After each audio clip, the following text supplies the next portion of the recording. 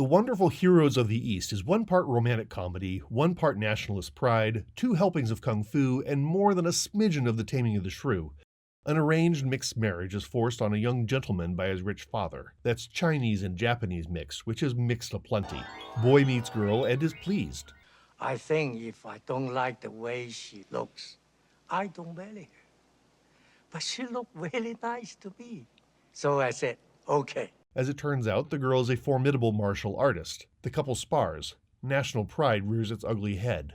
If there's one thing I try to do on this channel, it's to champion a movie as its own special thing. Under the weight of the peak Shaw Brothers' mighty 5-movie-a-week output, it seems like it would be too tough for any movie to stand out on its own. Are there other style versus style tournament films out there? Yeah, too many to count. Romantic comedies? Many, but most without the action. China versus Japan? Also many, but generally with vituperative rancor that makes it impossible to take the Japanese seriously except as villains. The Japanese in these films are usually venial and sadistic. Old wounds heal slowly. That is not the case with Heroes of the East. Even in the Taming of the Shrew category, the one great contender is Executioners from Shaolin, also directed by Lau Kar-leung 2 years earlier. But in Executioners, the antagonistic kung fu mating ritual really only takes up the first third of that film. After that, the hero and his wife raise a child who can benefit from their equal prowess. Whereas here, finding love through combat is absolutely central, in a way rarely seen outside of Scott Pilgrim. Recap. A Chinese gentleman, Gordon Liu, under a distracting wig, struggles to reconcile with his desirable but unconventional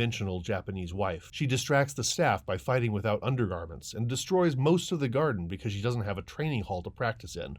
Liu invites her to use his hall, reminding us that neither of these two knew a thing about the other when they got married. They engage in playful combat, but he quickly offends her, calling Japanese martial arts merely a shadow of its Chinese original. Marrying a woman to discover she's not what she appeared is not uncommon in Chinese lore, or Japanese lore for that matter. A fox spirit, a ghost, or even a martial artist. This tradition goes back at least as far as Romance of the Three Kingdoms, the 14th century novel in which the hero, Liu Bei, marries Lady Sun, who turns out to be a warrior with 100 trained killer handmaidens. Later, Pu Songling gave us Xianyu, a short story about a fox spirit later transformed into the classic film A Touch of Zen, where a clueless artist beds a mysterious woman, a fox spirit in the original tale, a rebel in the movie, only to discover that she's actually a kung fu warrior on the lam. I didn't know what I was getting myself into seems to be a theme in Chinese romantic literature, and I think that is universally sympathetic. The wife bails and goes back to Japan, and is received with open arms by her sensei and ex-boyfriend, a rather handsome and imposing ninja played by Yasuaki Kurata. He intercepts a taunting letter meant to lure the wife back home for another bout with her husband, and, incensed, recruits a team of Japanese experts to punish Liu for his arrogance.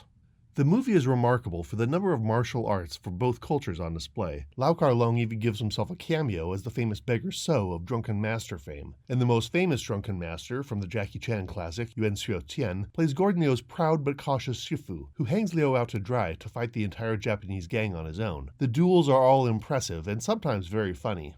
Sai, Judo, Ninja, Kenjutsu, each is given a chance against Gordon Liu in a series of duels. The Chinese hero overcomes all of them with his skills, and all on his own he takes out his wife's sensei, using a little subterfuge of his own, despite his insistence that wuxia is all about honor, not about sneak attacks. And that's just Rocky IV or Ip Man nationalism. 我只不過係一個中國人。 After all, the original title of this film is just Chinese Husband. But Heroes of the East recognizes the validity of the Japanese martial arts, and the possibility of union between the two cultures in the symbolic unity of Liu and his crazy Japanese wife. The movie takes an understandably contentious subject, Sino-Japanese relations, and suggests that détente might actually be possible, which is beautiful, even if Lau Kar-leung made sure the Chinese came out on top. Rocky IV, y'all. As I said in my Lau Kar-leung Top 10, this is the ideal kung fu film to share with your girlfriend who hates kung fu. It is charming. The action scenes offer all the prowess you would expect from Gordon Liu and Lau Kar-leung. The humor is relatively gentle, despite some clowning from the likable Chung Kang-ye. It's a movie I've rewatched many times, and I just never tire of it.